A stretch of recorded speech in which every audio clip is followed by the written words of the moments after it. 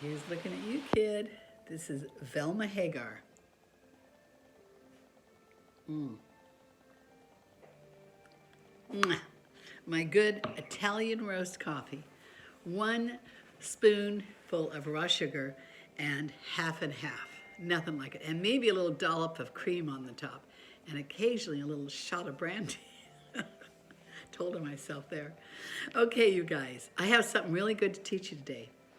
You know how many times we want to hear God? We go, I want to hear God, and I don't know if I heard God. Or maybe you've got a question about something that you want to move forward with, but you're not sure if it's the right thing. Or maybe somebody gave you a prophetic word, and they said something to you like, I believe you're going to be a missionary in Africa. You're going to go to Africa and be a missionary. Now, you say to yourself, how do I know that that is really a prophetic word from God? Now, I want you to listen to this close. I did this a long time ago, but I haven't done it for a while, and it's really important. There are 3 things that should be involved. Come on, baby. This is my baby Guido. There should be 3 things involved when you hear God. And if even one of those things is missing, do not proceed. Okay? The first thing is it has to be scriptural. In other words, someone can't say to you, I have a vision that you're going to go rob a bank, and you have a check in your spirit that maybe you will. That is not God. It's not God if it's not something that God would allow. Okay, so that's the first thing. But they've told you now you're going to go to Africa, and you say, well, that's scriptural, to go into all the world and preach the gospel. So, okay, that's scriptural. And the second thing is you must have a witness in your own spirit. If you say to yourself, well, I don't have any desire to go to Africa, that's weird. That's out then. Because you have to say, I do have a desire in my spirit to go to Africa. That's always kind of been something I would like to do. Okay, so now that's 2 things. The third thing is your circumstances have to be right. This is probably the one that more people skip over right here. Look at who I've got up here. He thinks he's a cat, you guys. Look at he sits on the chair like a cat. Okay, so your circumstances aren't right. You've got children, you've got bills. How are you going to go to Africa and be a missionary? So, okay, remember 3 things. Has to be scriptural, or it has to be something God would approve of. It has to be a witness in your own spirit, and your circumstances have to be right.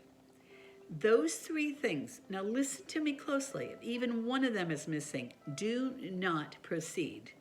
When you hear a prophecy, there's a scripture that says, if it comes to naught, then it wasn't God. If it happens, then it was God. That's how you test it. And there's a place in the Bible where Gideon is asking God for something. And he throws a fleece out and he says, God, if this is dry in the morning, then I'll know I'm not supposed to proceed. But if it's wet, then I'll know this was you. And so, it's a very immature way of doing it. But if Gideon did it and got an answer, I would say that you could give God some kind of a thing like that to say, God, put it in my spirit and let me know. I wouldn't throw a fleece out, nor would I say, well, the guests are coming, and if they order chocolate pudding, I'll know it. It's got to be something between you and God, a feeling. I think it's more like a feeling in your spirit, that He says, my sheep shall hear my voice. And so there's also a scripture. Remember, you put all this stuff together. It's all got to be put together to make that picture. It's like a picture puzzle. So he also says the wisdom from above is first pure and then peaceful. So if in fact it is God and He is guiding you towards moving to Africa and being a missionary, it will be pure and it will be peaceful. So I think that's kind of the key here to know when you hear God. I think all of us have wrestled with this before, all of us. And we've all made the wrong choice and say, you know what, that was the wrong thing to do. But let me tell you this, the other thing. It's never wrong when you serve God, because if you make the wrong move, he'll work it towards good, and it will work towards something right. So don't concern yourself too much.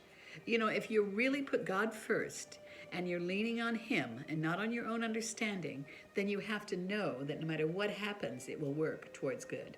So that's my story, and I'm sticking to it. And doggone, buy my book, Hidden Treasures in Secret Places. It's such a good little book. And you see that little subscribe button down there? Let's see, it's on over on your right side of the screen. Hit that. It says subscribe.